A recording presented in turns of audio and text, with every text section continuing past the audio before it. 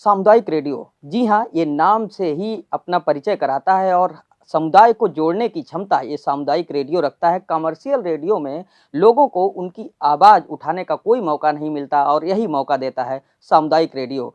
शहर की अगर बात करें तो कई संस्थानों में सामुदायिक रेडियो चल रहा है, चाहे तो सीएमएस हो, बीबीडी हो, इन जगह पर सामुदायिक रेडियो की स्थापना की गई है।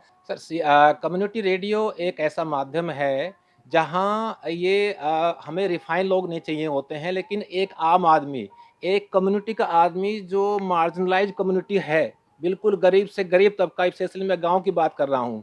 अगर उस व्यक्ति को कोई कहे कि आपको रेडियो स्टेशन में जाएँगे तो शायद कोई भी कमर्शियल रेडियो उसको वहाँ जाने का मौका नहीं देगा। लेकिन कम्युनिटी रेडियो ख़ासकर उनके लिए भारत सरकार ने एक प्लेटफ़ॉर्म दिया है कि ये गरीब से गरीब तबके के लोग भी और जो मार्जिनलाइज़ कम्युनिटी है, बिल्कुल कम्युनिटी का अंतिम व्यक्ति भी आकर यहाँ आकर अपनी बात को, अपने दुःख ग्रीवेंसेस को रख सकता है।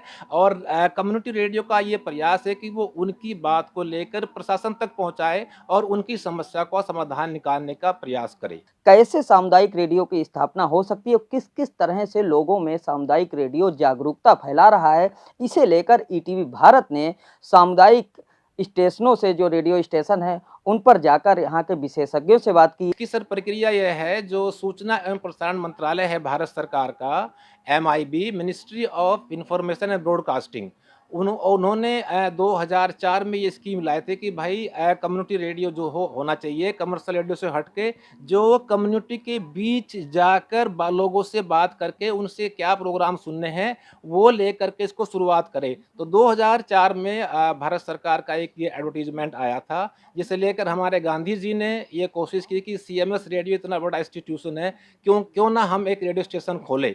तो हमने कहा प्रक्रिया की बात, तो उन्होंने अपनी जो वेबसाइट है मिनिस्ट्री ऑफ इंफॉर्मेशन ब्रॉडकास्टिंग की, उनकी साइट पे प्रोफार्मा दिया हुआ है। जब आप कोई भी एनजीओ हो या कोई भी एजुकेशनल इंस्टीट्यूशन को अपनाना चाहता हो, तो वो उस साइट पे जाके, इसका ऑनलाइन एक फॉर्म है, वो फॉर्म आप भरेंगे तो उसमें उन्होंने कुछ जानकारी माँगते हैं। शुरुआत में ये केवल एजुकेशनल इंस्टीट्यूशन को ही दिया गया था, लेकिन बाद में इसमें कृषि विज्ञान केंद्र, केवीके और एनजीओ को भी शामिल किया। तो अगर एनजीओ है तो उसको कम से कम 3 साल का पुराना होना चाहिए, लेकिन जो आपका एजुकेशनल इंस्टीट्यूशन है उसके लिए कंडीशन नहीं है। 2005 में हम लोगों को 2 रेडियो स्टेशन के लिए लाइसेंस मिला है। जो 2 रेडियो स्टेशन है टाइम शेयरिंग बेसिस पे।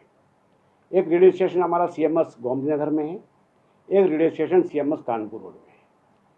8 घंटे सीएमएस गोमतीनगर से और 8 घंटे सीएमएस कानपुर रोड से। ये टाइम शेयरिंग हमारा जो फ्रीक्वेंसी है कि ज़्यादा से ज़्यादा जो गांव में जो लोग रहते हैं उसको चांस देते हैं। जो गांव का बच्चों को हम लोग ट्रेन करा के उन्हीं से प्रोग्राम बनाते हैं, ताकि उनको कभी मौका नहीं मिलता है। जो विलेज में, गांव में जो बच्चे रहते हैं उनको कभी मौका नहीं मिलता है रेडियो में बोलने के लिए। तो हम लोगों ने ऐसे बच्चों को सेलेक्ट करके रेडियो स्टेशन में ला करके उसको ट्रेन करा के उसी से हम प्रोग्राम बनाते हैं। This is the only radio जो कि जनता को इकट्ठा करता है और इसमें कोई विज्ञापन नहीं लेते हम किसी प्रकार का। ये सब कुछ फ्री ऑफ चार्ज है और इसमें जन जागरण भी होता है और शिक्षा भी देते हैं, दोनों चीज़ें हैं। तो कम्युनिटी रेडियो भी है और शिक्षात्मक भी है। तो शिक्षा के साथ साथ कम्युनिटी के लिए जो चीज़ें ज़रूरी हैं वो भी हम करते हैं।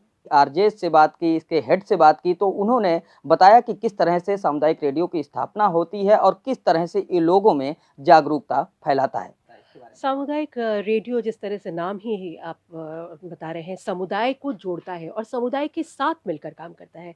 हम लोग जो है वो ये नहीं है कि हम रेडियो बनाते हैं वो सुनते हैं, नहीं, वो हमारे साथ खुद रेडियो के प्रोग्राम में शामिल होते हैं। तो ये उनका अपना रेडियो है।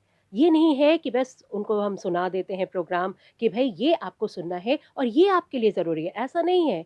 बल्कि हम जो बनाते हैं ना उसमें हम अपनी सोच नहीं, बल्कि वो जो उनके अंदर जा करके उनसे बात करके उनसे पूछते हैं कि आप क्या सुनना चाहते हैं। तो ये है सामुदायिक रेडियो और व्यावहारिक रेडियो में फ़र्क। जी, हर तरह की, जिस तरीके से पहले जब कोरोना काल शुरू हुआ था, अब आज से 1 साल पहले, उस दिन से अभी तक हमारा रेडियो कभी भी बंद नहीं हुआ है। 1 साल से हम पूरा कोरोना पर हर एक बात बताते हैं। जागरूकता हर एक मायने में बताई जाती है, हर एक मायने में फैलाई जा रही है, जिसमें हम बड़े-बड़े डॉक्टर से भी बात करते हैं, साथ ही साथ समुदाय के उन लोगों से भी बात करते हैं जहाँ पर कि वो समझ ही नहीं पाते हैं कि वो आगे कैसे आए, या कोरोना जिस तरीके से 1 साल पहले पैंडेमिक, कोरोना, क्वारंटीन ये नाम पहले कोई जानता ही नहीं था। लेकिन समुदाय में ना सिर्फ इन नामों के बारे में, बल्कि वो किस तरीके से हर एक बिंदु तक वो खुद जाने, और ना सिर्फ जाने, अपने सिम्पटम्स, अपने लक्षणों को पहचाने, और एक फ़ोन कॉल में, जी हाँ, हम हर एक कार्यक्रम में ना सिर्फ अपना फ़ोन नंबर बताते हैं, बल्कि हमारे साथ जो विभिन्न डॉक्टर्स होते हैं, चाहे एनएचएम हो, चाहे यूनिसेफ हो, चाहे हर एक जो गवर्नमेंट सेक्टर्स के हैं, तो वो उनसे हम पूरा जोड़ करके, और उनके जो प्राइवेट नंबर्स हैं, वो भी हम बार-बार फ्लोट करते हैं। देखिए, सामुदायिक रेडियो जो है वो ग्रामीण जनता से लेकर और शहरों तक की आबादी को लाभ पहुंचा रहा है। सामुदायिक रेडियो का मतलब समुदाय, और समुदाय कोई भी हो सकता है, स्टूडेंट्स भी हो सकते हैं, आम आदमी भी हो सकता है, मजदूर भी हो सकते हैं, वर्कर्स भी हो सकते हैं, बिजनेसमैन भी हो सकते हैं। और जो हमारा एलडीए से ट्रांसमिशन स्टूडेंट्स के लिए विशेष तौर पे होता है, तो उसमें स्टूडेंट्स को आज के परिप्रेक्ष्य से जोड़ने का काम हम उसमें करते हैं, और स्टूडेंट्स के माध्यम से जो चीज़ें लोगों को नहीं पता है वो बताने के प्रयास करते हैं। नए-नए एक्सपेरिमेंट्स, नई-नई चीज़ें जो आ रही हैं, अब कोरोना काल को ही ले लीजिए, इसकी बहुत सारी इन्फॉर्मेशंस जो हैं, वो स्टूडेंट्स के माध्यम से हम लोगों तक पहुंचाते हैं। तो उसमें सीएमएस के स्टूडेंट जो हैं वो एक कम्युनिटी मेंबर का रोल प्ले करते हैं, और वो बहुत जानकार हैं, उनके पास काफ़ी जानकारियाँ होती हैं स्टूडेंट्स के पास। ये तो आप भी जानते हैं कि आज स्टूडेंट हमसे ज़्यादा इंटरनेट यूज़ कर लेते हैं, उनके पास ज़्यादा इन्फॉर्मेशंस होती हैं। कम्युनिटी रेडियो इस बात के लिए विशेष ध्यान रखता है कि जब हम बात करते हैं एम्पावरमेंट की, तो दोनों के एम्पावरमेंट की बात करें, और महिलाओं के सिर्फ अगर सशक्तिकरण की आप बात करें, तो हमारे यहाँ बहुत सारी बेटियां, बहुत सारी महिलाएं जो हैं हमारे सीएमएस कम्युनिटी रेडियो से जुड़ी रही हैं।